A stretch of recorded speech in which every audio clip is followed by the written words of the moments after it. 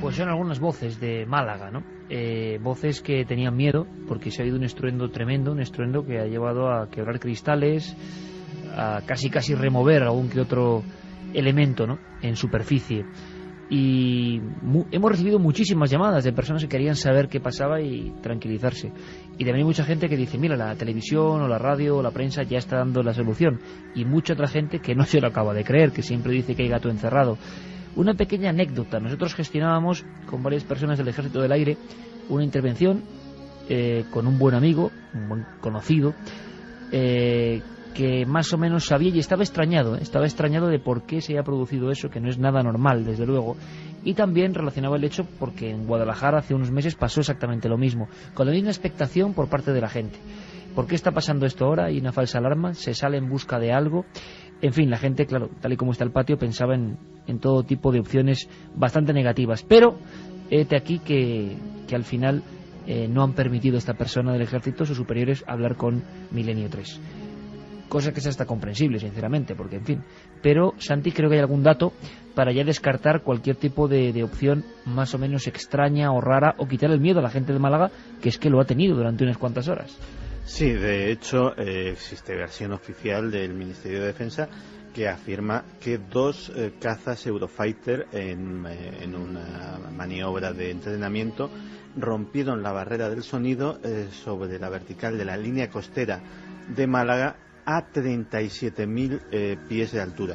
Este dato es importante porque las normas militares estipulan que no se puede romper la barrera del sonido a menos de 35.000 pies, que son unos 11.000 metros, para hacernos una idea, 11 kilómetros. Sin embargo, fuentes consultadas por el diario Sur, fuentes de expertos en el tema, según dicen en este diario, afirmaban que esos mismos 2 cazas habían sido localizados prácticamente en el momento o un minuto antes del incidente a 14.000 pies, lo cual implicaría algún tipo de infracción o de error humano en este tipo de entrenamientos.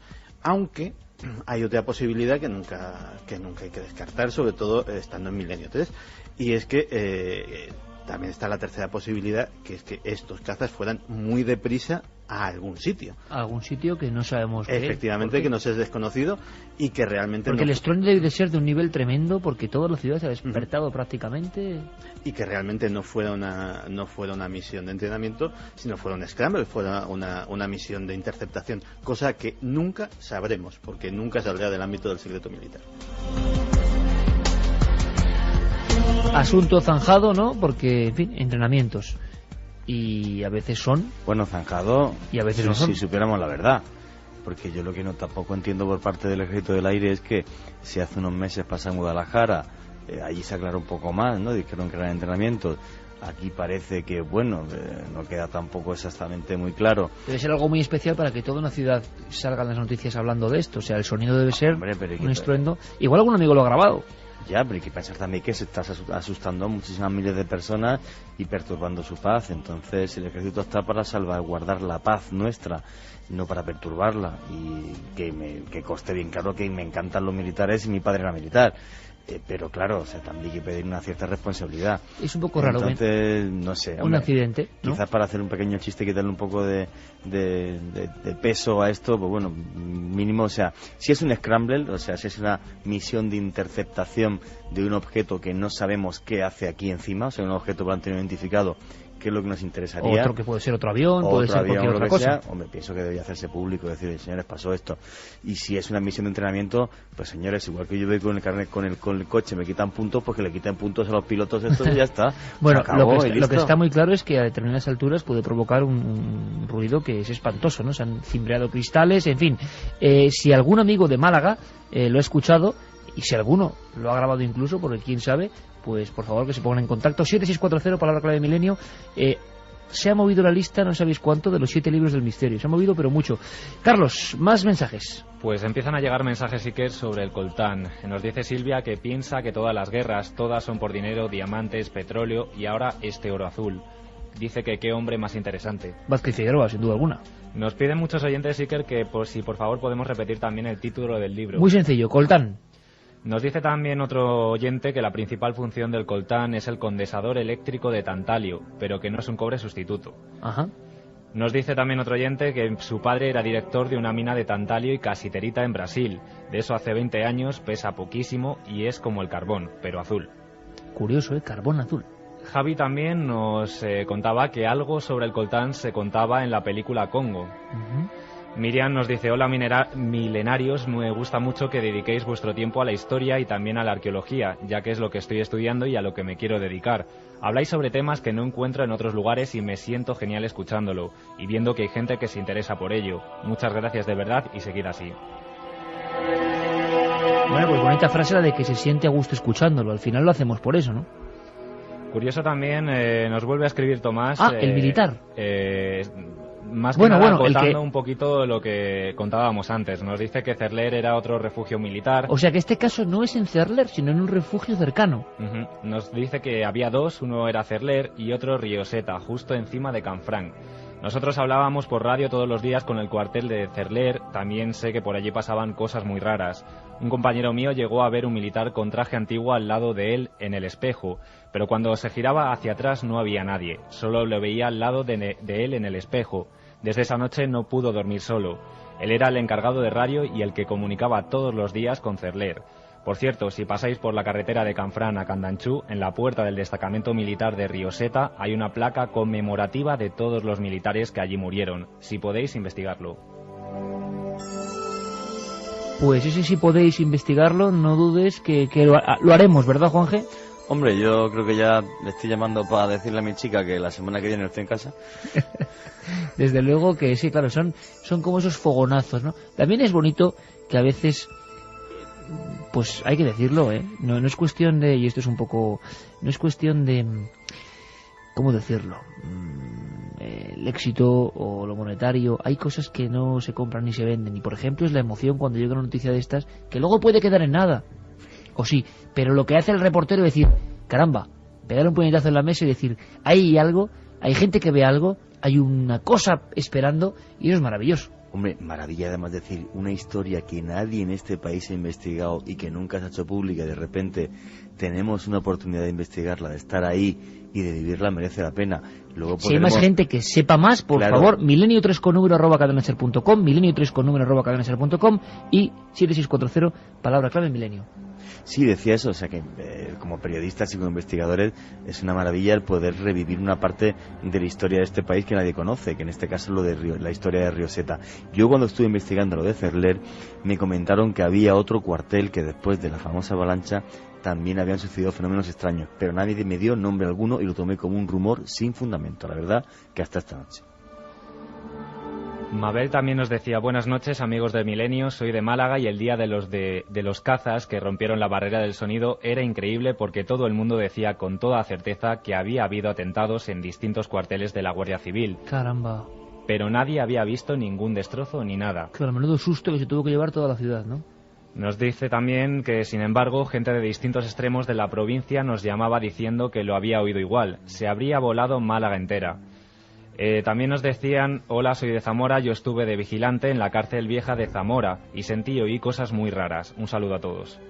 Alberto desde Madrid nos dice: estuve en el 89 en el cuartel de Aizoaín y todavía se hacían guardias en el fuerte y maniobras nocturnas. Daba mucho miedo. Alba también nos decía, nos cita una cárcel en el Tíbet que se llama Gutsa. Allí torturan monjas budistas por estar contra el régimen chino. Sergio desde Zaragoza nos dice también que hizo la mili en el 95 en Aizoaín también, y que justamente debajo de San Cristóbal, donde les llevaban a correr, sentían que eran observados por las noches. En fin, o sea que esos testimonios que llegaban en su día y que nos indicaban que por lo menos teníamos que recorrer San Cristóbal vuelven a hacerse realidad. Ahora lo que se va a hacer realidad poco a poco es, esas notas, ese piano, Geray, poco a poco ese piano interpretado casi ya. Es que nos imaginamos el propio Santi tocando el piano, yo creo ya, ¿no? Ya es como una imagen iconográfica del mundo milenario profundo. Un piano que nos recuerda que hay gente que por fortuna vigila desde la tramoya, porque hay cosas que aunque el gran público las olvide, son importantes. Hombre, lo que viene ahora fue tremendamente importante. Marcó y rompió un país también. Turno para Santi Camacho, que nos va a hablar de la Stasi, renaciendo de entre las ruinas. Así se llama este himno. Es el himno de la República Democrática Alemana. Sin embargo, Alemania Oriental y Alemania Occidental consiguieron efectivamente renacer de las ruinas dejadas por los bombardeos aliados en la Segunda Guerra Mundial. No obstante, hay otras ruinas, y en Alemania Oriental cayeron en la ruina de lo emocional, en la ruina ética, en la peor de las ruinas, en la ruina del alma.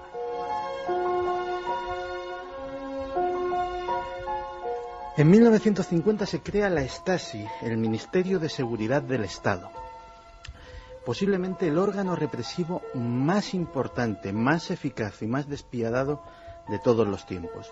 Un órgano que vivió hasta 1990.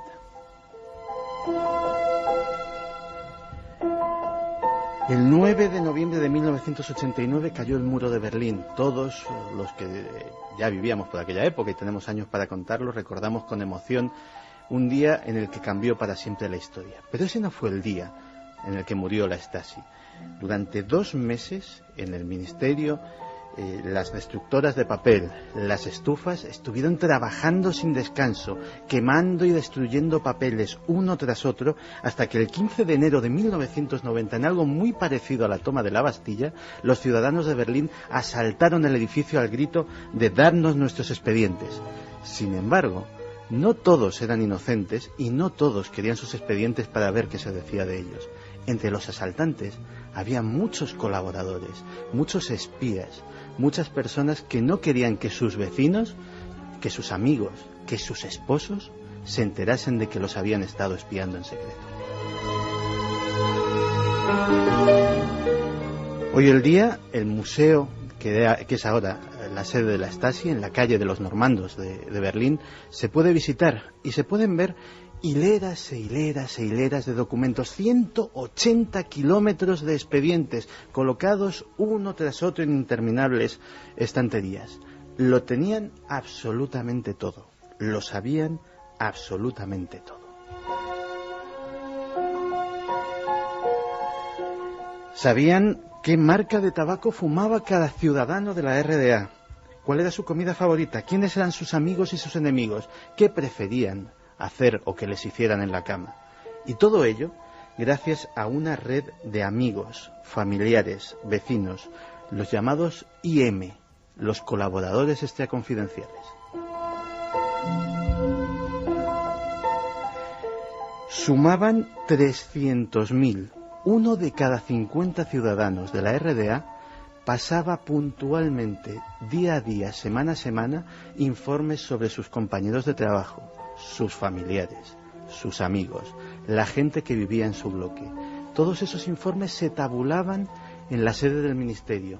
Cada ciudadano tenía un grueso expediente que, en caso de ser necesario, podía ser usado contra él. Y así se hacían interminables clasificaciones. Cada ciudadano era clasificado en función de sus gustos, de sus preferencias políticas, era clasificado en 1001 tablas. Algo que en la película La vida de los otros se nos explicaba muy bien.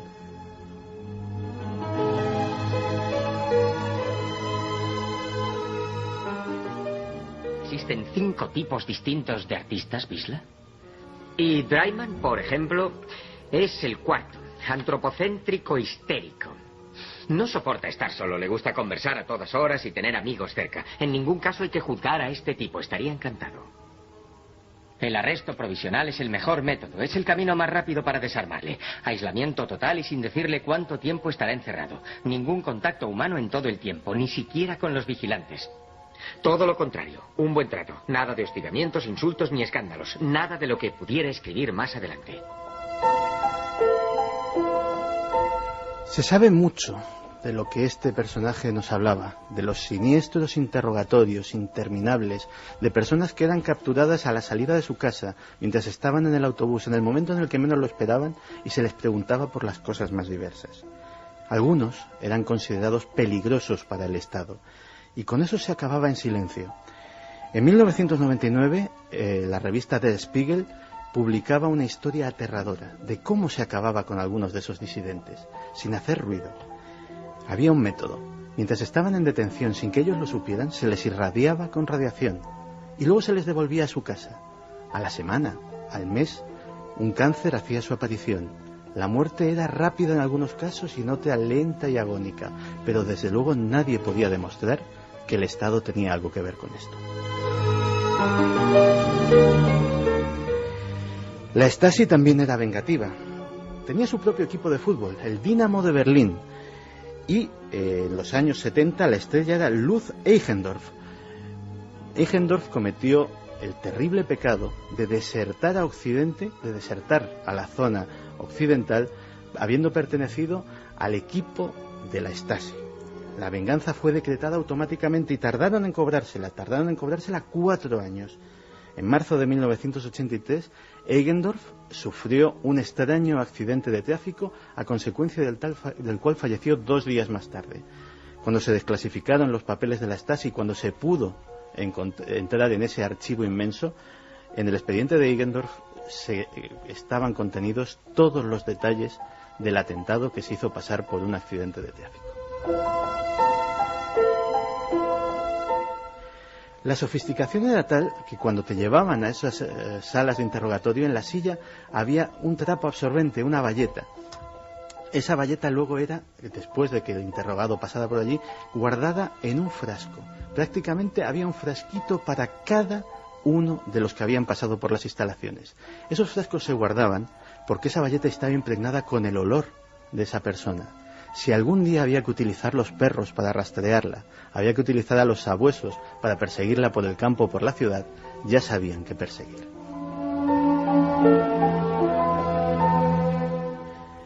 La última nota de la Stasi fue prácticamente el día de su defunción. Todos los días, desde su creación, Radio Berlín daba para en onda corta, daba para sus agentes, antes del informativo, una extraña secuencia de números, 5 números. Esos 5 números les servían a los agentes para saber con qué clave tenían que interpretar los mensajes secretos que enviaban y recibían durante las siguientes 24 horas. El último día no hubo la clave. Se emitió una canción infantil. Una canción infantil que hablaba de patitos que metían su cabeza debajo del agua y enseñaban su cola. Esa era la clave para que todos los agentes desaparecieran lo más rápido posible, para que todos abandonasen sus misiones, para que quemasen sus papeles y regresasen a Alemania.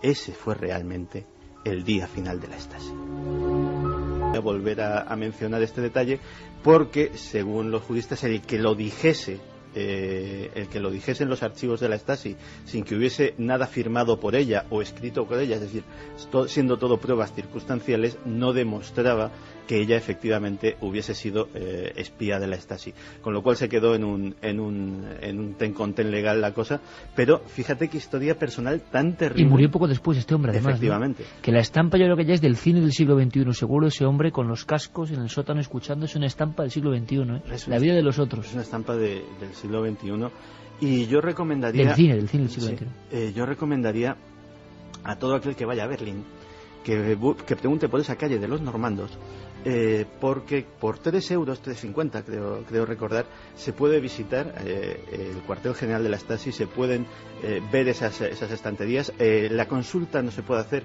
porque cada alemán oriental tiene derecho a ver su expediente de una forma privada y confidencial. Se le da solamente a él, solamente él tiene derecho a verlo, y sabe que solamente sus ojos van a saber lo que contiene ese expediente, porque es su vida, son cosas en un tremendamente íntimas. Pero también tiene derecho a saber quién le espiaba, también tiene derecho a saber cuánto se sabía de su intimidad. Qué historia. Y hasta ahora ya un millón de alemanes han visto esos expedientes sobre sus propios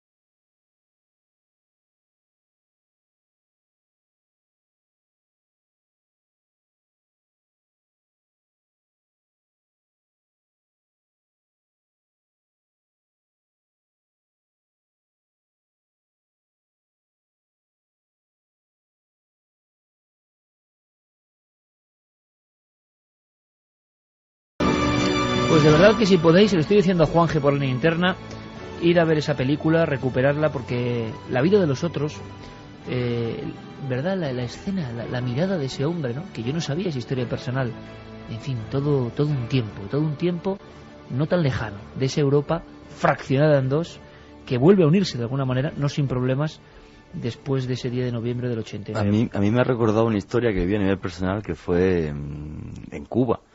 Y es que yo he estado 2 veces en Cuba, y como no me gusta viajar de una forma muy turística, digamos, pues me alquilaba una casita de pescadores en un pueblito que se llama La Boca, cerca de Trinidad. Y todas las mañanas el señor que me alquilaba la casa, pues se iba al mercado. Y bueno, pues hasta que la segunda vez que estuve en Cuba, que aprendí a bucear y tal, pues el guía me comentó que tuviera cuidado con lo que hiciera por allí, porque este señor era miembro del partido, y como sabía que yo era periodista, pues hacía un informe. Él decía que diario, no sé si es cierto o no. Diario, ¿eh? Decía que diario, que todas las mañanas, cuando él decía que iba al mercado, se pasaba por la comisaría de policía y dejaba un informe diario de lo que yo hacía. Efectivamente. No sé si me mintió o no, no puedo corroborarlo, pero te aseguro que tan mal rollo me dio, con perdón por decirlo así, que no he vuelto a Cuba. O sea, que en Cuba igual hay un informe del señor Juan Aros, ¿no? Como te decían en Chile, pero te aseguro, me dio un mal rollo, tampoco hice nada malo, o sea que no sé. Sí, pero que alguien te vigilaba, vamos. Claro, pero yo me sentí súper mal, mi vida privada, mi ocio, estoy en Cuba, pues vale, pues un día me alquilé un velero y fui y pesqué 4 peces, otro día pues me fui a aprender a bucear, o me iba a mi fiestecita. Los sistemas de vigilancia. Me sentí súper mal, me sentí como, no sé, como si, más que como un preso. ¿Recordáis aquella película del show de Truman? Me sentí igual, como una especie de, como que tenía 1000 ojos y me sentí una marioneta, un tipo estúpido, ¿no? O sea, vale, me sentía bien porque iba por la noche a la casa de unos señores y había música y comía y tal, pero me sentía tan observado que dije, Dios mío, yo me voy de aquí y no vuelvo. Pues así no quiero saberlo. Muchos millones de alemanes durante mucho tiempo, y seguro que mucha gente joven ahora sabe algo más de unas palabras, unas siglas muy potentes de forma sonora, ¿no? Que están ahí en el inconsciente colectivo de toda una generación, y que quizá ahora, porque cualquiera puede investigar e indagar un poco hoy en día con los medios y con la red, que busquen, se van a sorprender. Stasi, República Democrática Alemana. Por cierto, y me sorprende, La Noche del Miedo, número 1, Drácula, Bram Stoker, número 2, Retorno de los Brujos, Powell Sieberger, número 3. Ha cambiado mucho esto, fíjate. Caballo de Troya, número 4. Paraíso Maldito, número 5. Caballo de Troya de JJ Benítez. La Biblia, puesto número 6. 100.000 kilómetros tras los ovnis, JJ Benítez, número 7. Recuerdos del futuro, Eric von Däniken, puesto número 8. Misterios de la Iglesia, puesto número 9. Y Dioses, tumbas y sabios, de Ceram, puesto número 10. Son en este instante, a las 3:37, los 10 libros del misterio. Oye, por cierto, chicos, vamos a escuchar muy atentos. Vamos a escuchar ahora a Carlos Cala. Yerey, vamos a escuchar a Carlos Cala, un reportaje que tiene que ver con unas siglas que también, no sé, no son como DDR, ¿no? Pero CERN, acelerador de partículas, colisionador de partículas, se está hablando de la partícula de Dios, se quiere llegar a ver el Big Bang, en fin, yo creo, seguro que estáis conmigo, que hay tantos términos y es tan difícil que al final nos enteramos de qué pasa, qué está pasando, que por cierto se ha averiado o no funciona o no sé qué pasa. El hombre en su búsqueda está intentando llegar a lo infinitamente pequeño para comprender qué es el mundo. Hablan de una partícula llamada bosón de Higgs, que es como la partícula de la que nace todo. En fin, nos enteramos, escuchamos a Carlos Cala y ahora opinamos.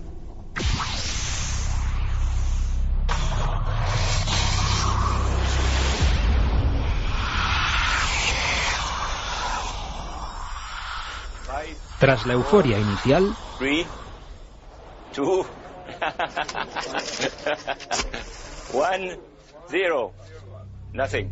Yes, sir. Llegaron la decepción y las lágrimas. Cuando el 19 de septiembre el acelerador de partículas, o gran colisionador de hadrones, su nombre científico, sufrió una importante avería, supuso un duro golpe a las expectativas de cerca de 10.000 físicos e ingenieros que llevaban 15 años trabajando en este proyecto. Pero antes de nada, aclaremos algunas cuestiones. ¿Qué es el acelerador de partículas? Se trata de la máquina más potente jamás construida por los físicos y con la que se espera desentrañar los misterios del universo. ¿Dónde está construido? En un gigantesco túnel circular de 27 kilómetros de largo, situado bajo la frontera entre Suiza y Francia, a una profundidad de entre 50 y 120 metros. ¿Para qué sirve el Gran Colisionador de Hadrones? Básicamente es un enorme anillo en el que se hacen circular haces con millones de partículas que van siendo guiadas por aceleradores más pequeños a través del túnel hasta llegar al Gran Colisionador. Teresa Rodrigo es catedrática de Física de la Universidad de Cantabria y es uno de los científicos que participan en el proyecto. Estos experimentos de física de partículas hace ya bastantes años, desde los años 50 que se hacen. Se trata de acelerar partículas en un acelerador, en un gran acelerador, y hacerlas colisionar en diferentes puntos de colisión de este acelerador. Uno de los grandes objetivos del experimento es descubrir el llamado bosón de Higgs, conocido por muchos como la partícula de Dios. Ello permitiría explicar por qué las partículas elementales tienen masa y por qué las masas son tan diferentes entre ellas. En definitiva, entender cómo están hechas y cómo funcionan la materia y la energía. Teresa Rodrigo lo explicaba así. Bueno, lo que estamos haciendo es unos experimentos donde intentamos reproducir las condiciones de energía y temperatura del principio del universo. Entonces, esto es realmente complicado porque hace falta llegar a energías muy elevadas y técnicamente es complicado conseguir acelerar los haces hasta estas energías. La idea es que los haces de partículas alcancen una energía de 5 tetraelectrovoltios. Solo entonces podrá producirse la colisión de protones, los que circulan por el anillo en el sentido de las agujas del reloj y los que van en dirección contraria. Pero para que esto ocurra, tendrán que transcurrir varios meses desde los primeros experimentos válidos. Aún así, aunque no se pueda probar la existencia de la llamada partícula de Dios, el experimento seguirá siendo válido. En principio, se descubra o no la partícula de Higgs en el LHC, el LHC está previsto que podamos entender el porqué, el origen de las masas. Si el origen de la masa no es el mecanismo de Higgs, no es vía el bosón de Higgs, otra cosa encontraremos. Es decir, el LHC está diseñado, está pensado para poder explorar todo el rango de energías posibles en el que esta hipotética partícula se produciría.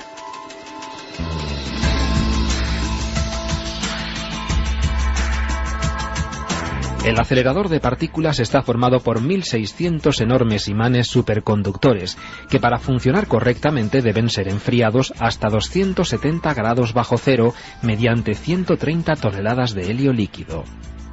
Ha sido precisamente una avería en estos imanes lo que ha obligado a parar el acelerador de partículas. Una sobrecarga eléctrica ha dañado severamente los imanes y ha producido un escape del helio refrigerante. En concreto, el fallo se ha producido en la última conexión del último sector. El problema es que estos transformadores son caros y hay pocos repuestos, así que muchos problemas más como este obligarían a paralizar el proyecto por mucho más tiempo. El proyecto se retrasa como mínimo hasta la próxima primavera. Cuando se estropea un imán hay que calentar el sector hasta la temperatura ambiente. No olvidemos que el Gran Colisionador de Hadrones trabaja a 270 grados bajo cero. Luego hay que abrir el imán para inspeccionarlo, hacer las reparaciones, cambiarlo si es necesario y volver a enfriar el sector. Como mínimo 2 meses. A esto hay que sumar la parada invernal en la que se reduce el consumo eléctrico en la zona en la que se encuentra el acelerador. De momento hoy la máquina ha funcionado muy bien, pero habrá que esperar varios meses más para obtener los primeros resultados para la física.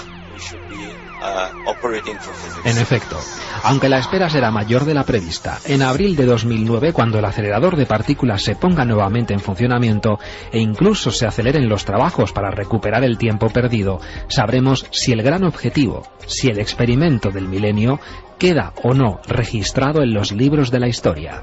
Es, tal y como lo piensan los que trabajan a diario en un proyecto que podría alterar toda nuestra concepción del mundo que nos rodea, pura curiosidad, casi una locura. Es que el hombre escudriñe las profundidades del tiempo, las profundidades del universo, para descifrar el porqué. Preguntas fascinantes, respuestas difíciles. Fascinating questions, difficult answers.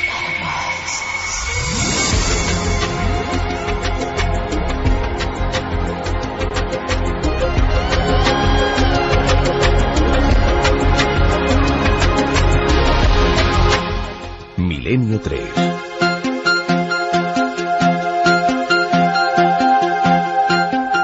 Partículas que chocan, liberalización, madre mía, qué frase, de energías absolutamente incontrolables. Lo infinitamente pequeño explica lo grande, lo infinitamente pequeño es lo que de verdad existe. En fin, tantas teorías, pero el hombre llegará a observar con sus propios ojos cómo nació la vida y la realidad. Es que da la impresión de que primero puede haber sorpresas, porque en esos umbrales de la física cuántica de las partículas imagino que hay sorpresas siempre, pero sobre todo, por ejemplo, si a nuestro tatarabuelo, si viviese, le dijésemos esto, que un día el hombre podría ver el inicio de la creación, ¿qué nos diría? Hombre, pues nos miraría con pasmo, pero no olvidemos que hay una opinión minoritaria, pero existe, de que a lo mejor esto vemos el principio o vemos el final, porque dos científicos, el doctor Walter Warner y un español, Luis Sancho, han denunciado al Centro Europeo de Investigaciones Nucleares y al gobierno de los Estados Unidos, que es quien financia mayoritariamente estas investigaciones, porque son de la opinión de que existe un alto porcentaje de posibilidades, según ellos el 75%, de que este experimento termine generando un agujero negro que se trague todo el planeta y vaya usted a saber qué más. Y parte del sistema solar o del universo, decían. Efectivamente. Hay dos informes emitidos por el CERN que descartan completamente esta posibilidad. Yo, que quiero dormir bien por las noches, y comparando los currículums también de los emisores de los informes a favor y de estos dos científicos, que bueno, pues tienen su formación científica, pero sin querer faltar a nadie. Son dos personas que lo han hecho en misión particular. Exactamente, no tienen unos currículums académicos tan abultados como los personajes que trabajan en el CERN. Pues quiero pensar que efectivamente todo está bajo control. Aunque fíjate que lo que se ha denominado una de las mayores proezas de la ingeniería humana, pues ha tardado 2 semanas en romperse. O sea que yo creo que nada está absolutamente libre de errores. Como decía Tilar de Chardin, aquello de cualquier tecnología superior llegará un momento en que será imposible de distinguir de la magia, ¿no? Sí, hombre, realmente te digo una cosa, ¿no? Se nos vende muy a nivel... No sé si son los científicos o somos los periodistas, ¿no? Lo que llegamos a vender cuando vemos una obra de ingeniería tal, el hombre va a llegar a ver un momento en el que pueda ver el momento de la creación. Yo creo que nunca veremos el momento de la creación porque nunca estaremos en él, no podemos viajar en el pasado, ¿no? Yo lo que sí le deseo a la ciencia es que progrese cuanto más mejor, y más la física teórica, que me encanta y que casi que es una forma de filosofía. De todas maneras, hombre, yo opino igual que Santi, ¿no? Estos dos científicos no creo que en absoluto tengan razón, aunque me imagino que... Ahora, igual dentro de un siglo tenían razón. Sí. Bueno, no habrá nadie para decirlo. Efectivamente. Sí, es verdad. No habría nadie. Dentro del agujero negro. Pero bueno, lo que sí es cierto, yo esta semana pues me he estado leyendo un montón de artículos porque han sido publicados en los periódicos, ¿no? Y me llamó uno especialmente la atención, creo que ha sido publicado el miércoles en El País, en la parte de ciencia, y decía que bueno, que la gran incógnita de la materia no estaba en la materia, sino que la gran incógnita es qué es lo que hay en la nada, sí, en el vacío. Y la materia oscura del universo, que dicen que el 95% está por definir lo que es, y es el 95%. Efectivamente, y era un artículo del País que me lo leí de cabo a rabo y me encantó porque bueno, lo arguyendo de una forma muy genial. Yo haría una cosa, la semana que viene, se lo digo a Carlos y a Fermín, haremos una ronda de amigos científicos que saben de esto, porque los hay a favor y en contra, no creas, de este tipo de experimentos buscando el origen del universo y qué peligros pueden tener, y nos enteraremos de algo, nos enteraremos de verdad si puede haber peligros o no. Sí, por cierto que ante todo mis disculpas por romper el ritmo, no. Pero es que ha habido una noticia en la pasada semana o hace 10 días máximo que me llamó muchísimo la atención, y ahora que estamos hablando de cosas científicas pues no quiero pasar la ocasión de resaltarla, y es que el Hubble descubrió un objeto absolutamente desconocido. No es una estrella, no es un planeta, no es un pulsar, no es un agujero negro, no es absolutamente nada que conozca la astronomía hasta ahora. Está muy lejos, es decir, no podemos ir a verlo por desgracia, pero es maravilloso que todavía se descubran cosas que no se sabe lo que son. Distancias cósmicas, y no saben lo que es. Por eso sigo sin entender a los científicos, algunos de ellos, no todos ni muchísimo menos, y creo que cada vez son menos, los que de una prepotencia piensan que todo se sabe o que todo lo conocemos, o que, bueno, además fíjate que estos días, no podemos decir con quién, tuvimos un almuerzo respecto a lo poco que muchas veces en este país, lo poco que se innova, o lo poco que la gente dice, ¿por qué no sacamos teorías nuevas o intentamos? Oye, salió a colación en el almuerzo porque hablamos del programa de la otra semana, cuando hablamos del proyecto Conciencia Global. Qué proyecto tan bonito, ¿no? O sea, ¿por qué no podemos intentar que las máquinas nos hablen, bueno, y además que acierten, no que acierten, sino que bueno, que hay miedo digamos al riesgo. Que sí, al miedo al riesgo, además, bueno, en este caso el de Conciencia Global, que la gente que no escuchó el programa, bueno, pues que las máquinas de repente pues sean capaces de anticiparse a ciertos eventos como el 11M, ¿no? Pero eso lo puede pasar en Estados Unidos, donde la gente tiene mucho entusiasmo y no tiene miedo. No tiene miedo. En muchas ocasiones a mostrar sus teorías. Claro, de la crítica. Una cosa, porque si no nos va a dar tiempo y esto es importantísimo. ¿Sabéis qué pasó exactamente ahora, no en esta hora, pero en este día concreto, hace 30 años, hace 3 décadas, fallecía? Y desde entonces, misterio. Y personas que defienden que fue asesinado en una maniobra de conspiración sin precedentes. Escuchamos el reportaje que nos trae nuestro compañero Joan Solés sobre el Papa de la Sonrisa, hace ya 30 años. Mai avrei immaginato quello che stava per succedere. Nunca imaginó que llegaría a ser elegido papa, dijo en su breve pontificado de apenas un mes. La sencillez de Albino Luciani, hasta entonces patriarca de Venecia, cargo que ejerció como un párroco, provocó gran fascinación en los venecianos primero y en el Vaticano después, tras décadas de severos y tortuosos pontificados. De hecho, Juan Pablo I reconoció en sus 2 únicas homilías como pontífice sentir miedo y sentirse huésped inadecuado del Palacio Apostólico. Entregó el oro de su cruz pectoral de pontífice a un centro de atención a disminuidos. En la Santa Sede, muchos temieron que ordenara vender incluso la Pietà de Michelangelo. La mia famiglia era povera, ho patito veramente la fame. Almeno sarò capace di capire i problemi di Mi familia era pobre y yo pasé realmente hambre, explicó. Por ello puedo comprender a quienes sufren el hambre. El pueblo del hambre llama de forma dramática al pueblo de la opulencia, dijo en otra ocasión. I popoli dell'opulenza, proprietà privata per nessuno. La propiedad privada no es para nadie un bien absoluto, afirmò este papa, que en una audiencia rompió todo protocolo al pedir la ayuda de un niño. Sì, un bambino può venire su a aiutare il papa, uno solo. Decenas de niños se levantaron entonces para estar cerca del papa. Fue hallado muerto en su cama en la madrugada del 29 de septiembre de 1978 a la edad de 66 años. Tenía a su lado la polémica lista de cambios eclesiásticos en la cúpula vaticana tras los escándalos financieros y no de la época del cardenal Marcinkus. Oficialmente los médicos de la Santa Sede diagnosticaron un paro cardíaco impreciso que desató todo tipo de especulaciones. Sin embargo, la primera versión que recibió el turno de madrugada de la Radio Vaticana, encargada de dar la noticia al mundo, fue que el Papa había tomado de forma involuntaria o por indicación errónea 55 gotas del vasodilatador Efortil en vez de 5 gotas. En la farmacia vaticana no consta en los registros, de hecho se pasa de las medicinas que tomaba Pablo VI a las de Juan Pablo II. Papa Luciani, de frágil salud, no aparece. 30 años después de su fallecimiento, sí aparece una segunda curación extraordinaria atribuida a Juan Pablo I que la Congregación para la Causa de los Santos estudiará. En este caso, de Daniela, enfermera, que habría superado un cáncer rezando ante una fotografía de Papa Luciani, características muy similares a las de otro proceso de beatificación mucho más avanzado que se sigue en la diócesis italiana de Altamura.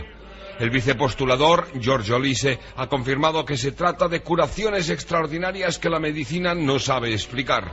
En cualquier caso, milagros que hay que considerar con mucha prudencia. Prudencia, precisamente, es lo que recomendó Juan Pablo I a su secretario Lorenzi cuando le preguntó cierto día cómo debía comportarse la Iglesia.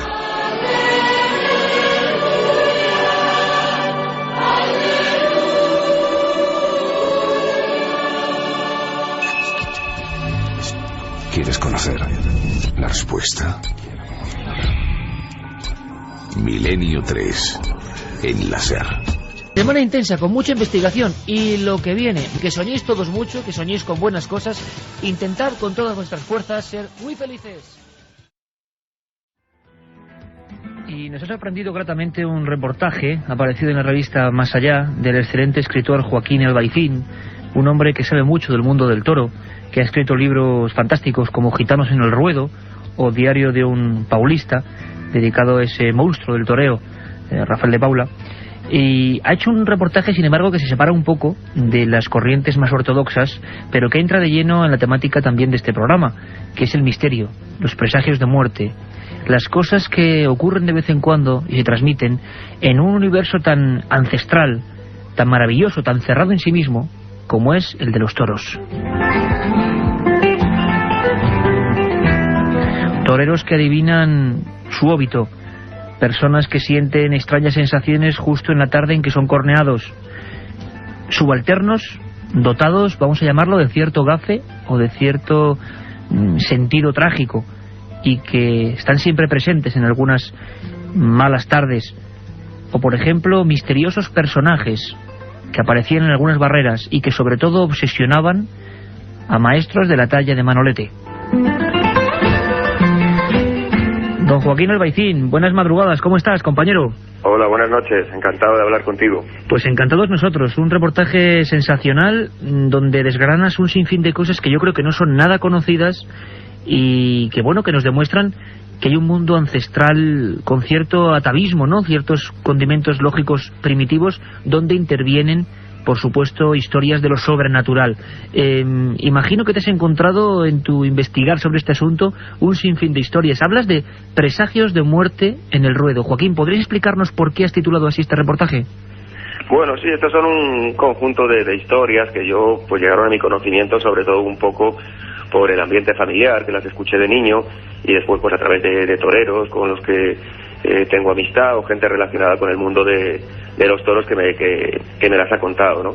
Y bueno, es curioso, no solo en el mundo de los toros, sino creo que en la vida de cada uno, cada vez que acontece algo verdaderamente relevante, si uno se pone a pensar, a escrutar un poco el pasado más reciente, pues se topa con símbolos, con palabras, con cosas que se debieron hacer pero no se hicieron, que de alguna manera prefiguraban ese acontecimiento, ese desenlace que iba a suceder después. Lo que sucede es que en estas cosas repara uno un poco a toro pasado, ¿no? Nunca mejor dicho. Claro, y en el mundo de los toros, además, que bueno, que no es un arte que pertenezca en propiedad al mundo moderno, sino que pertenece al mundo tradicional, y por lo tanto es un arte en el que el ritual tiene un componente importantísimo. Pues en todo marco ritual, siempre que se deja de incumplir uno de los pasos prescritos, pues se crea cierta sensación de desasosiego, ¿no? Luego, además, si tenemos en cuenta que es un arte en el que aquellos que lo practican se juegan la vida, pues es normal que todo el mundo se aferre a instintos de seguridad que van más allá de lo lógico, ¿no? Adornas el reportaje con fotografías maravillosas y hablas de algunos grandes de toda la historia del toreo.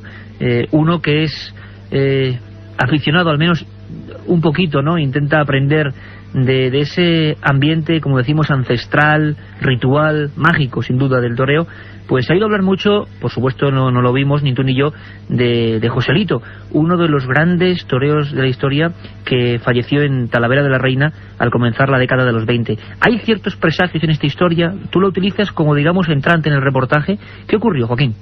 Sí, bueno, el protagonista de esta parte del reportaje es más que Joselito, Blanquet, que fue su peón de brega, y era uno de los peones pues más importantes de su tiempo. Y que se convertirá, como decíamos, en un habitual de las tragedias. Ahora nos lo vas a contar, ¿no?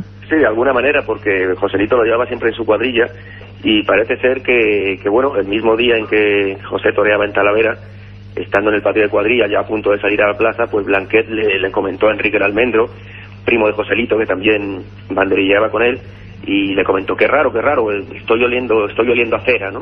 Estoy oliendo a cera, o sea, algo mortuorio, ¿no? Algo que le recordaba algo, desde luego, relacionado con la muerte, quizás. Exacto, y parece ser que en toda la tarde, pues ese olor no se desprendió de su persona, y bueno, esa fue la tarde en que Joselito murió en Talavera, ¿no? Pero bueno, esto podría ser algo anecdótico si no fuese porque 2 o 3 años después, Blanquet iba en la cuadrilla de Manuel Granero, la tarde en que poca pena le corneó de muerte en Madrid, y justamente también antes de salir al ruedo en el patio de cuadrillas, Blanquet volvió a sentir ese mismo olor y se lo comentó a otro banderillero, estoy oliendo a cera, y claro, decía, esto en mí es muy peligroso, porque la última vez que olía a cera murió José, ¿no? Precisamente esa tarde pues murió también Granero, y bueno, a cuento de ello pues ya Blanquet se quedó bastante sugestionado, y porque él interpretaba aquel olor como el olor de la muerte. El olor de la muerte, Joaquín, pero además la cornada de Granero, que no fue una cornada cualquiera, ¿verdad? Que aquí en el Museo de Cera de Madrid la hemos recordado muchas veces porque es una de las muertes más espantosas de la historia del toreo, ¿no? Sí, fue una cornada especialmente cruel, porque bueno, fue corneado varias veces en el suelo y finalmente el pitón le entró por uno de los ojos, ¿no? Así que prácticamente lo destrozó. Y además, bueno, se dice que Blanquet incluso olió a cera, volvió a oler la muerte el día de su propio óbito, ¿no? Porque él ya se había retirado de la fiesta, sugestionado por esto que le había sucedido, pues él ya se dedicó a otras actividades, o se buscó otro medio de ganarse la vida, hasta que Ignacio Sánchez Mejías, el cuñado de Joselito, le convenció de que volviese a los ruedos enrolado en su cuadrilla. Y bueno, torearon una tarde en Sevilla. Esa tarde Blanquet volvió a oler a cera, pero bueno, no sucedió nada, no aconteció ninguna tragedia en el ruedo, y bueno, se estaban ya cambiando en el tren que le llevaba a Guadalajara para torear en su siguiente compromiso, y claro, un compañero de cuadrilla le dijo medio en broma, dice, ¿ves cómo no iba a pasar nada? Si es que tú ya eres tú quien se sugestiona con estas cosas. Y en ese momento Blanquet empezó a decir otra vez que olía cera, y fue él quien cayó en el suelo muerto, redondo, con un colapso. Es decir, que olió su propia muerte de alguna manera también. Ese día la cera pues era para él, no para su matador.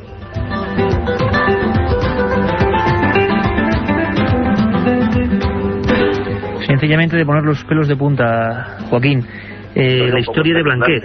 Exacto. Es algo realmente increíble, y que imagino que entre ese mundo cerrado, decimos, ese universo un poco hermético del toreo, pues claro, ¿cómo no se iba a sugestionar ese hombre, no? Los toreros son hombres de tradiciones, de supersticiones, pero yo de verdad pocas veces me he sorprendido tanto como periodista, como investigador, con una historia digna de novela, realmente increíble, y que relaciona pues ni más ni menos que, bueno, al hombre que marcó una época, lo decíamos antes, ¿no? Manolete, que muere en la plaza de Linares en un mes de agosto trágico para el mundo de los toros, pero muy poca gente sabía pues su obsesión con otro extraño personaje, ¿verdad, Joaquín? Sí, esta es una historia además que yo nunca había leído en ningún sitio. Yo la conocía por tradición oral, y sí parece ser que en su última temporada, la de 1947, cuando volvió de México, y cuando ya Manolete pensaba pues retirarse al cabo de unos pocos festejos, pues parece ser que empezó a obsesionarse por la presencia siempre en el tendido del 10 de un espectador al que él no conocía de nada. Y esto era lo más llamativo, que él estaba obsesionado porque decía, bueno, ¿por qué me fijo yo en esta persona, no? Porque plaza a la que iba, plaza en la que veía a ese hombre sentado ocupando la misma localidad, era una persona además que, bueno, que no tenía ningún rasgo en especial por el que se destacara, nada que invitara a posar la mirada en él. Era un hombre de aspecto vulgar, vestido de una manera vulgar. Lo que diríamos todos, un tipo normal. Exactamente, un hombre vulgar y corriente a más no poder, ¿no? Y bueno, lo único que podía llamar la atención en todo caso era que siempre ocupase una localidad tan cara, una persona pues que tampoco por su aspecto parecía un hombre pudiente, ¿no?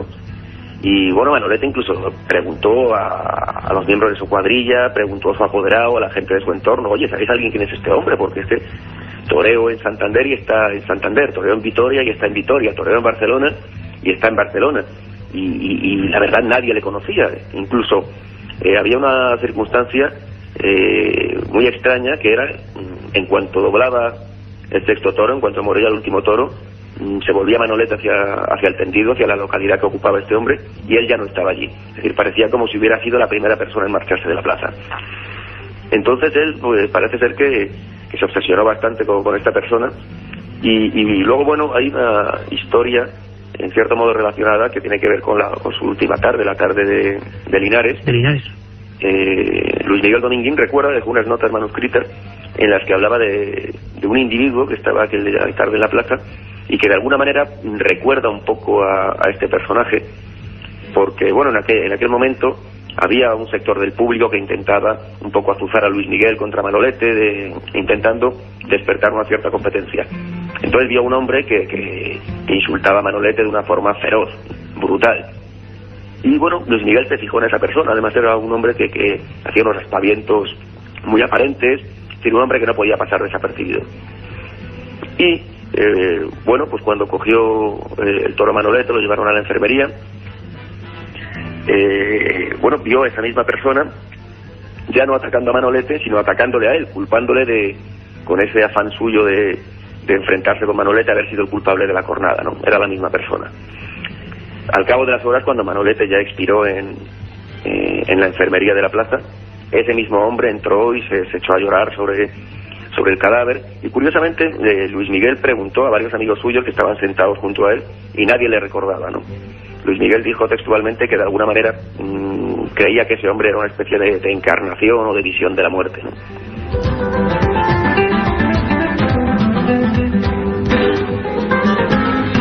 Y si te parece, Joaquín, incluso vamos a leer las notas que tú reproduces, esas notas de un hombre consternado por lo que estaba viendo, de Luis Miguel Dominguín, que decía más o menos así: de repente, desorbitado y casi a gritos, un hombre flaco se lanza sobre la cama y abraza el cadáver, se refiere al cadáver de Manolete. Monstruo, que nos has dejado. ¿Qué vamos a hacer ahora sin ti? Dice Dominguín, todo un misterio más, para añadir a aquella escena esperpéntica. Y concluye el torero, a veces he pensado que se trataba de la encarnación humana de la propia muerte.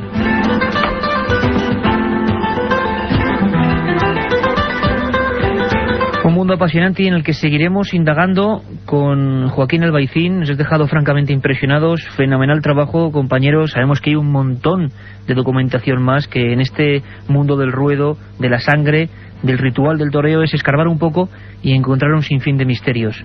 Pues mil gracias y de verdad felicidades por un trabajo que consideramos excepcional y que desde luego a quien le guste el toreo y a quien no, le abre una perspectiva de lo misterioso que contiene este mundo. Un abrazo fuerte, Joaquín. Gracias a vosotros y enhorabuena por el programa. Un viaje en busca del misterio. Milenio 3, en la SER.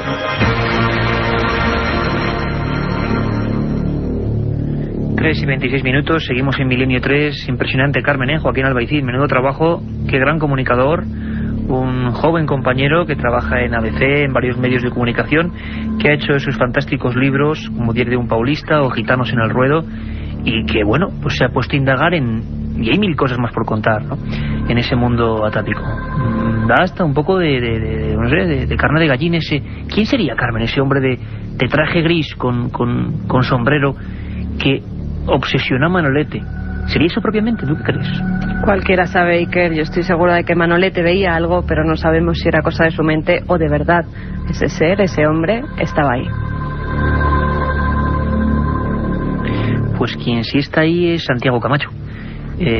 Como es lógico, sé que sois muchísimos los conspiradores que os emocionéis con sus historias, nosotros también, por supuesto.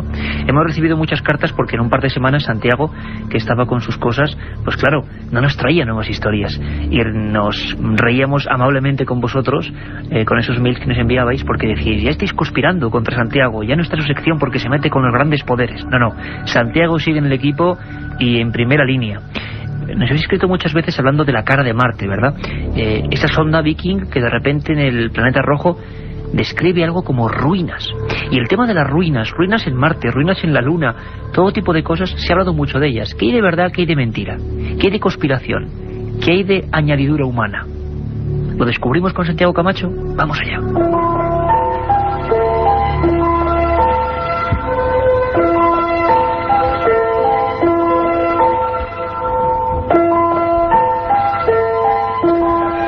Ya hemos explicado en este programa, en más de una ocasión, las teorías que existen respecto a que la conquista de la Luna fue un simple fraude. Sin embargo, existe otro foco de desconfianza hacia la NASA aún más fascinante, la de quienes opinan que la agencia lleva años ocultando las pruebas de la existencia de vida extraterrestre inteligente.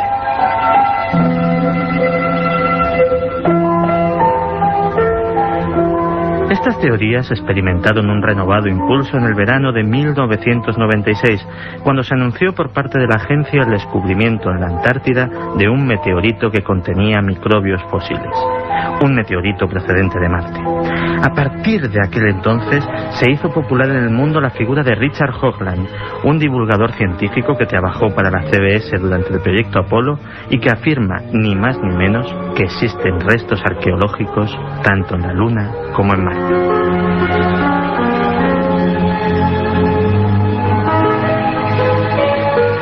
A mediados de los 80, Hoagland, junto con un equipo de técnicos y expertos, investigó en profundidad la llamada cara de Marte, una gigantesca estructura pétrea asombrosamente similar a un rostro humano que descansa sobre la superficie del planeta rojo.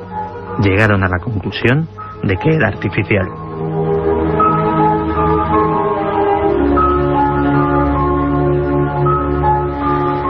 Pero la cara de Marte ya había subido a los altares de la conspiración en 1976, al ser fotografiada por primera vez en la 35ª órbita del Viking 1.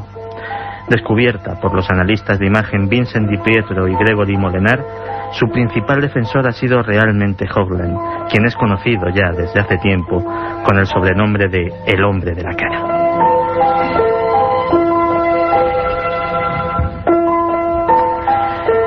En su libro sobre las ruinas de Marte, no solo habla de la famosa cara, sino de todo un conjunto de restos arqueológicos, pirámides incluidas, capaz de hacer palidecer las glorias del antiguo Egipto. A su alrededor, Hoagland ha creado también una verdadera industria del merchandising, con gorras con la cara de Marte, tazas de café con la cara de Marte, pegatinas, esculturas, pósters y una de las páginas web más vistas de Internet.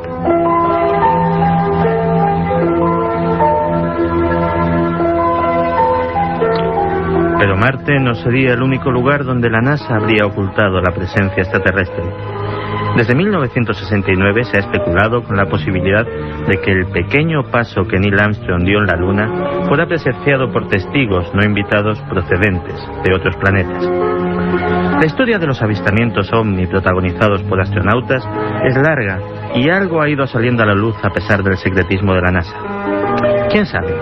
Es posible que algún día se nos revele el porqué de tanto secreto y descubrimos cosas que hoy día ni siquiera podemos sospechar.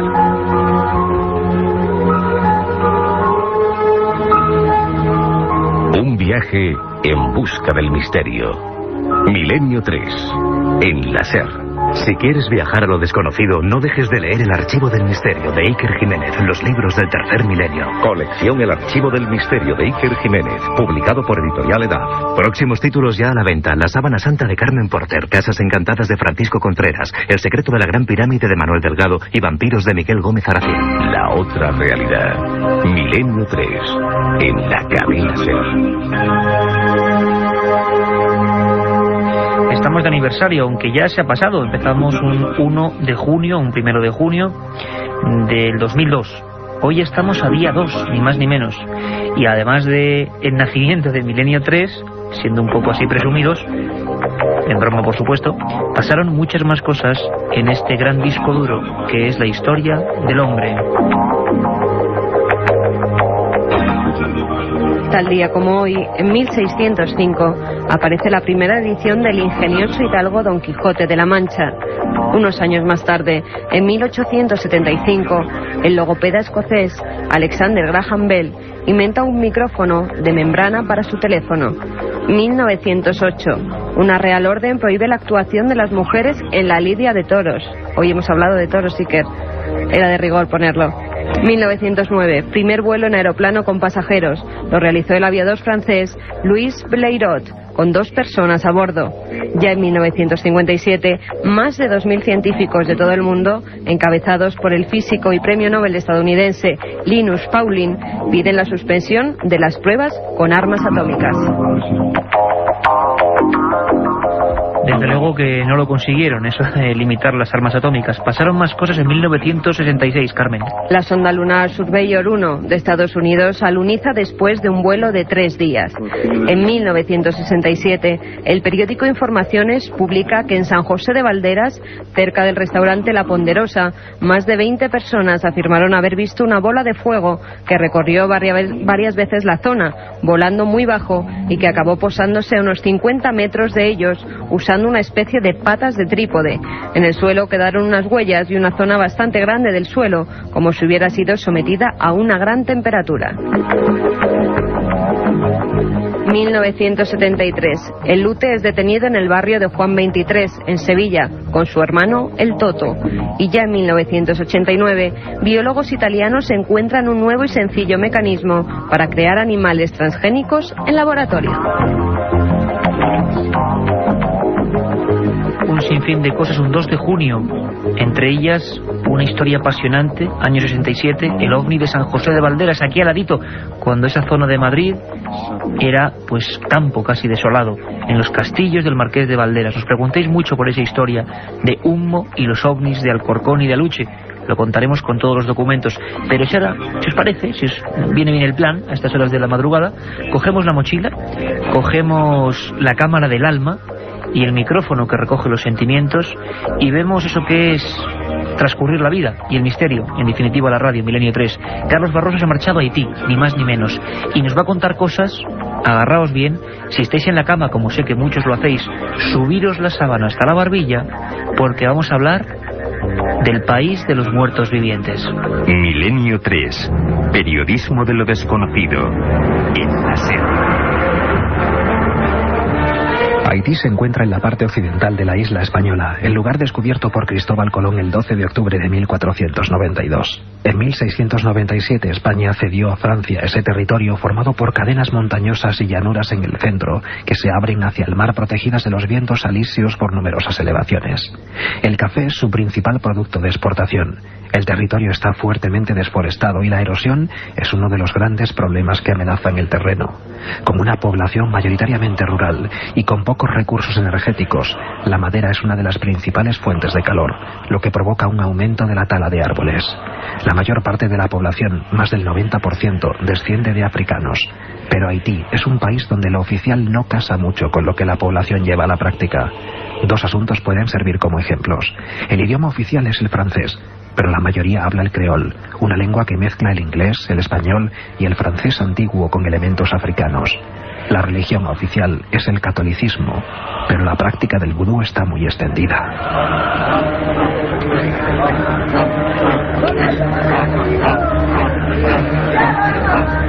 Es este uno de los aspectos más oscuros que perviven en un país que hace relativamente poco tiempo, en 1995, accedió a un sistema democrático después de haber vivido dictaduras y golpes militares. El vudú evoca en Haití un mundo de misterios y rituales en los que se mezcla de manera siniestra la creencia cristiana con antiguas prácticas africanas.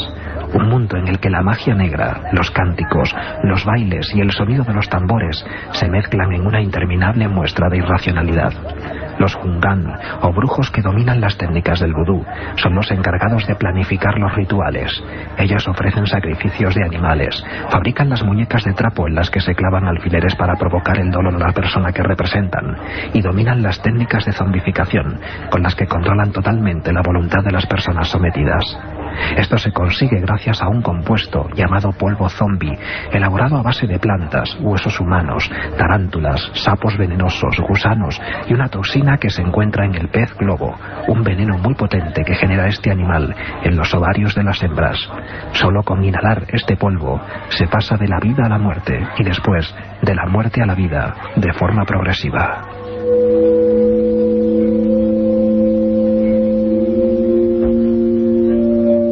La zombificación, algo insólito e inexplicable para la ciencia, es un hecho todavía hoy en el país.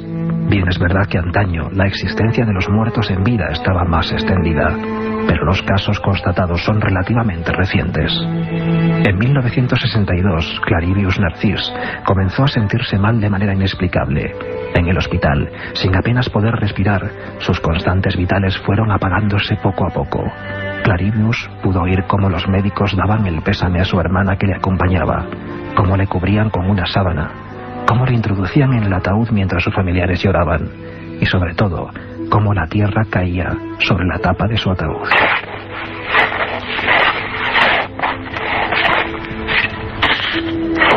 Clarivius Narcís ya no pudo oír más nada hasta que se descubrió de pie, junto a su tumba, en un estado parecido al trance.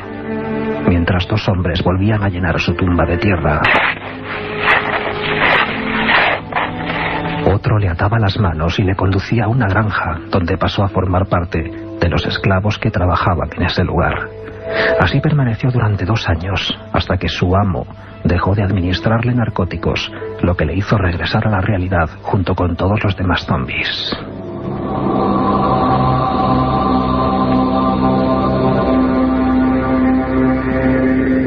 Historias como esta se repiten en Haití de manera casi incesante. Cuenta una leyenda que un brujo lanzó una maldición contra una joven que le rechazó. Al poco tiempo la muchacha murió. Para introducirla en el ataúd demasiado pequeño para ella, tuvieron que doblarle el cuello. Uno de los asistentes a su funeral le provocó una pequeña quemadura en el pie. Al poco tiempo, la joven fue vista acompañando al Jungán que la maldijo. Años más tarde, la chica apareció en su casa explicando que el brujo se había arrepentido y había liberado a todos sus zombies. En Haití no es difícil encontrarse tumbas abiertas en los cementerios y ataúdes reventados por doquier. Aún hoy, los haitianos tratan de asegurarse de que sus familiares fallecidos no serán convertidos en zombies. Se endeudan para comprar lápidas muy pesadas, entierran los cadáveres en los patios de sus casas, rematan los cuerpos para asegurarse de que están realmente muertos, o velan las tumbas durante varios días, seguidos hasta convencerse de que el cuerpo ya está descompuesto. Cualquier cosa para evitar que sus personas más cercanas acaben convirtiéndose en máquinas de carne y hueso a las órdenes de un brujo del vudú.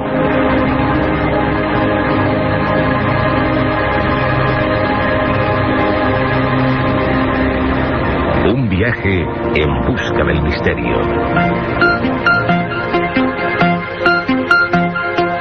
Milenio 3, en la SER. 3:41 de esta madrugada imborrable e irrepetible del 2 de junio del 2003. ¿Estáis ahí todos? Todos los amigos, los cientos de miles de amigos de esta familia de Milenio 3. Casi hay veces que hasta uno se lo piensa, ¿verdad? ¿Cómo nos ha puesto el cuerpo don Carlos Barroso? Tengo aquí a Carmen y a don Antonio Bravo en la nave del misterio y los dos están pálidos. Yo creo que también. Pero ahora, si os parece, para, como siempre, cambiar el rumbo, como en una montaña rusa de las palabras y del sentimiento, nos vamos a algo más pacífico, a sentarnos en el sillón de la imaginación y a abrir las puertas de nuestra gran, entrañable y vieja biblioteca. La biblioteca de Milenio 3. Yo tengo en mis manos, sabéis que siempre os recomendamos 2 libros, uno que se puede encontrar, que es novedad o que es fácil todavía de adquirir en las librerías, ahora que es tiempo de Feria del Libro, ahora que los próximos 2 fines de semana tenemos una cita con todos vosotros en la Feria del Libro de Madrid, ya lo sabéis, pues yo tengo un libro interesante, me lo estoy leyendo ahora mismo. Lo compré por un título que creo que puede dar para un programa y para 2. Minorías malditas, autor Javier García Egocheaga, editorial Tikal. El subtítulo: La historia desconocida de otros pueblos de España. Y es que seguro que muchos sí, incluso seguro que muchos de los que ahora nos escucháis estéis en zonas muy cercanas a donde vivieron, por ejemplo, los agotes, los vaqueiros de Alzada, o quién no se acuerda. Ahora ya han pasado un poco casi de moda, desgraciada moda para ellos, porque eran carne de páginas de sucesos.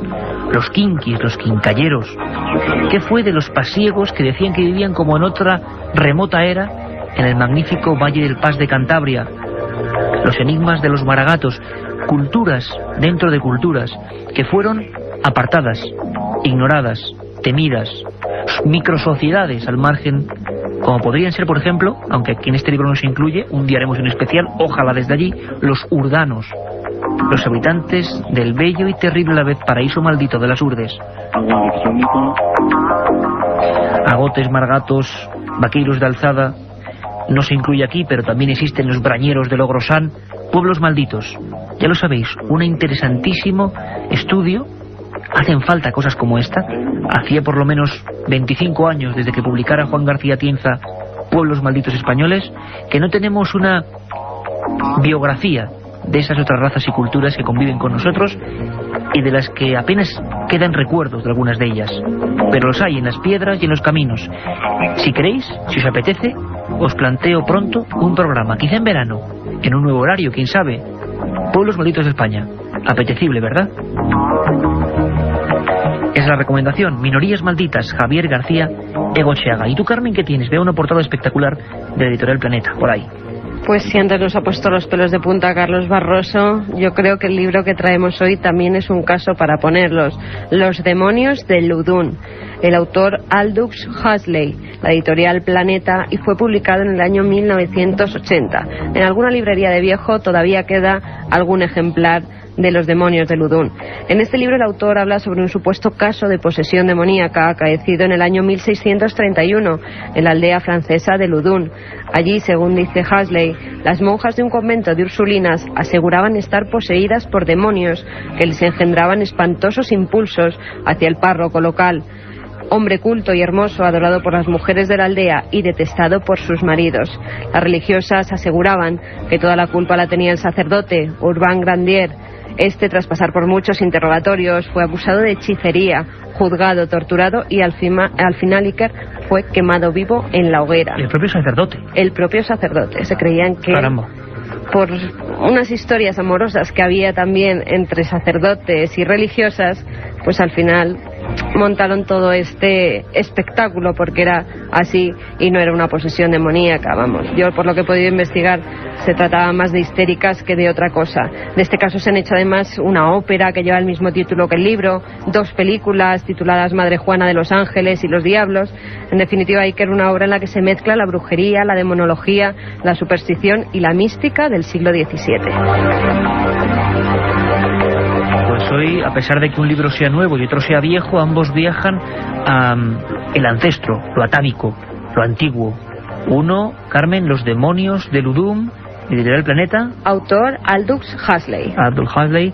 Y Javier García Egocheaga, Tikal, Minorías Malditas, la historia desconocida de los otros pueblos de España.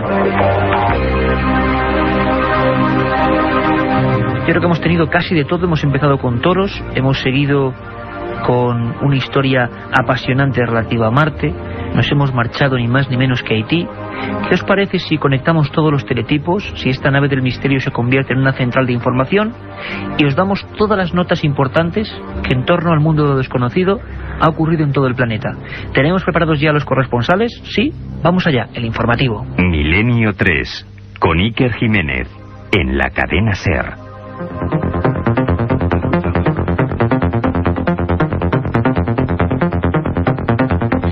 Y es que hay noticias, bueno, interesantísimas, incluso a nivel histórico. Hablábamos hace un tiempo, Carmen, de los restos de Cristóbal Colón, ni más ni menos. Ahora se añade al misterio los restos de su hijo Hernando. Muy poco se sabe, es increíble, del descubridor de América, de ese hombre que en un principio creía haber descubierto la India, y algunos estudiosos sostienen incluso que murió creyendo que había descubierto la India, no América. Bueno, ¿qué pasa con los restos de Cristóbal Colón, atentos todos, y de su hijo Hernando, Carmen? Especialistas del Departamento de Medicina Legal de la Universidad de Granada exhumarán hoy los restos de Cristóbal Colón y de su hijo Hernando Colón, que se encuentran en la Catedral de Sevilla, para aclarar su autenticidad. El director de la investigación, el profesor José Antonio Lorente, dice que tras una primera identificación mediante el análisis genético del ADN de los huesos de Colón y su comparación con los de su hermano, su hijo o de otros parientes, se procederá a la investigación secundaria que podría confirmar la hipótesis de que el descubridor era hijo del príncipe de Viana. Por su parte, el historiador Marcial Castro afirmó que esta prueba servirá para demostrar si el almirante está enterrado en Sevilla o, por el contrario, en el Faro de la República Dominicana, donde hay otra tumba en la que se dice que está enterrado el navegante. Y es que el enigma de Colón, bueno, daría, yo siempre sabéis que es mi eterna cantinela, para otro programa. Llevamos casi 100 programas, creo que este es el 91, y no hacen más que surgir temas. Es maravilloso. El enigma de Colón. Yo os propongo, si os parece, otra propuesta, ¿vale? A todos vosotros. Antes de Colón, dicen que, por ejemplo, un vikingo terrible, Erik el Rojo, fue el primero en llegar de Groenlandia a América, el primero en pisar esa terra incógnita. ¿Será verdad? ¿Será mentira? Os propongo ese programa. ¿Lo aceptamos? Vamos allá. Pero hay noticias, y noticias bien contrastadas, con corresponsales de la cadena SER desde el lugar de los hechos, como va a ocurrir ahora, que nos dejan un poco consternados, ¿no? A veces la realidad supera cualquier ficción. En Argentina, escuchad bien, afirman haber captado señales no del espacio, Carmen, sino del interior de la Tierra. Los científicos argentinos aseguran haber captado señales radioactivas y niveles de electricidad provenientes de la profundidad de la Tierra, en una zona de la precordillera de los Andes, donde frecuentemente se producen avistamientos de objetos volantes no identificados. Nos lo cuenta la corresponsal de la SER en Argentina, Isabel Cuevas. Dos científicos argentinos han captado señales electromagnéticas que emanan de la profundidad de la Tierra en una zona de la precordillera de los Andes, donde testigos dicen haber filmado ovnis introduciéndose en las montañas.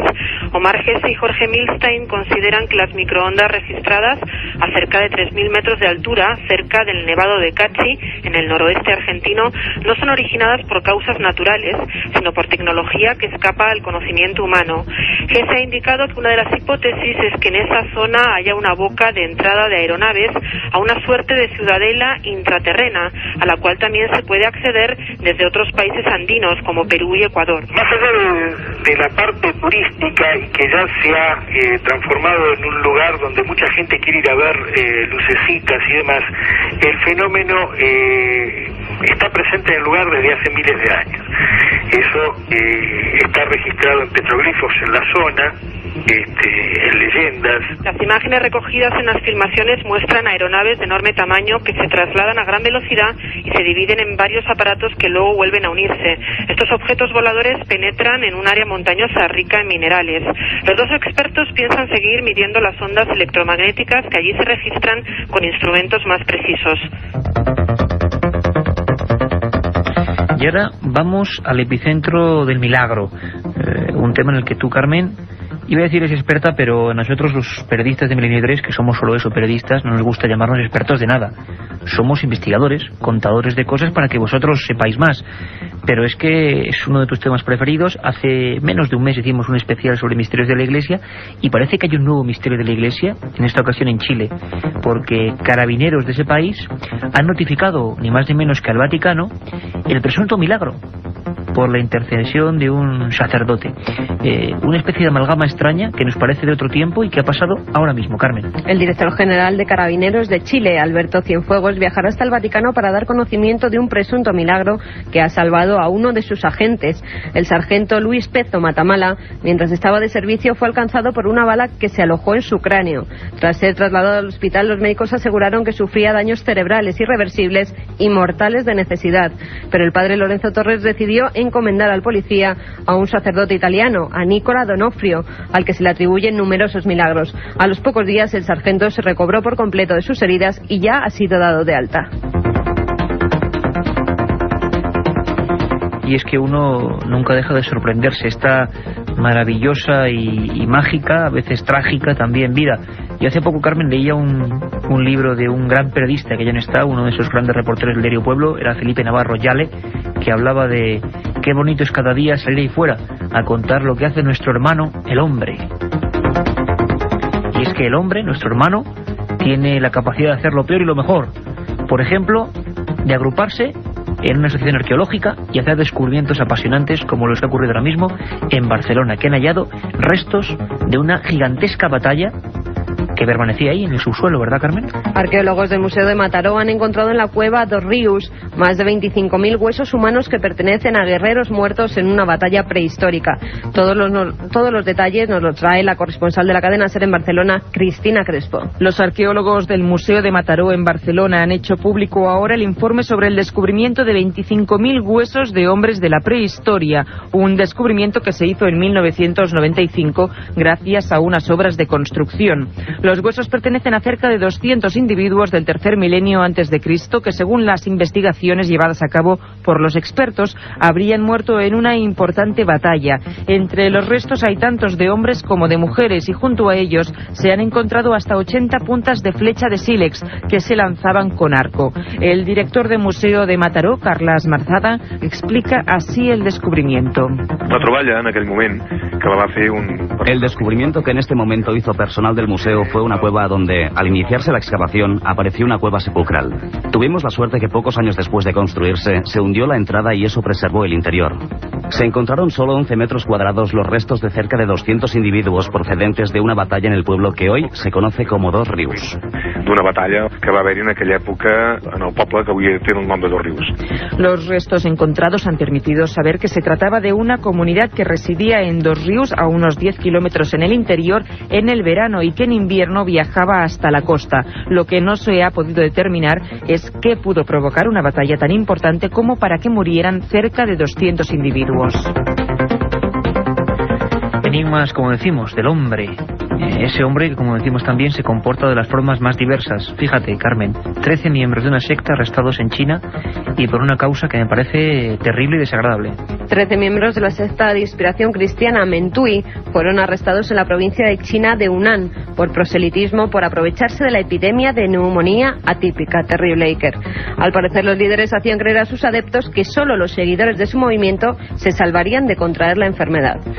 Menuda forma de utilizar, como siempre han hecho las sectas, o muchas de ellas, ¿no? No hay que culpar a todas, pero como han hecho la inmensa mayoría de ellas, de cualquier sentido y religión, aprovecharse de los miedos, de los terrores, sobre todo de la ignorancia. Solo hay una forma de luchar contra las sectas y contra la ignorancia, que es intentar entre todos, pues, saber un poco más. Y ahora, si os parece, vamos ya con los mails, lo que nos habéis enviado durante todos estos últimos días a milenio3@cadenaser.com. Carmen, tienes ahí un buen fajo de papeles, cada uno de ellos con una pregunta, con una historia, con una crítica a veces. Antes de nada, si te parece, por si acaso, porque hemos seguido recibiendo hasta ahora mails de gente que no ha podido apuntar las fechas. ¿Te parece y os parece que lo repitamos? A repetir, de la no hay Feria del ningún Libro. problema. Vamos allá, estamos a vuestra disposición. Iker Jiménez estará firmando en la Feria del Libro de Madrid el sábado 8 de junio en la caseta 87, el 14 de junio en la librería Salamanca en la caseta 367 y el domingo 15 de junio en la caseta 47. Por mi parte, yo estaré el sábado 14 de junio, todo es por la tarde, de 6 a 9 de la noche estaremos dispuestos para todos y estaré en la caseta número 87. Y además los amigos del Archivo del Misterio, como Manuel Delgado o Francisco Contreras, estarán creo que también los viernes incluso, es decir, de viernes a domingo. Si os dais un garbeo por la Feria del Libro, será un placer pues que parte de este equipo de personas que está a vuestra disposición, como decimos, y que quiere informar lo mejor posible, y bueno, estrechemos vuestras manos y compartamos un momento de cultura y de amistad y nos veamos los rostros. Vamos allá, Carmen, ¿qué nos han escrito, qué nos han dicho? Ante todo, Iker, dar las gracias a todos los amigos de Milenio 3 que nos han felicitado. Sin ellos no hubiera sido posible que cumpliéramos este año y pensamos compartir con ellos muchos más si nos dejan. Y ahora vamos con los mails. Ángel Tato Bermejo nos dice: hola Iker y todos los que hacéis posible Milenio 3. Quería proponer un tema para que lo tratéis en alguno de vuestros fantásticos e inigualables programas. Este no es otro que el controvertido y nunca bien aclarado tema de viajar en el tiempo. Viajar en el tiempo. Mira, hace bien poco, compañero, ha salido una noticia que publicó creo que el Time incluso, y eso le dio un carácter, ¿no?, de importancia, y era una especie de leyenda urbana moderna de un jugador de bolsa que estaba haciéndose absolutamente rico, que le investigaron porque era imposible que ganase tanto y afirmó haber venido del futuro.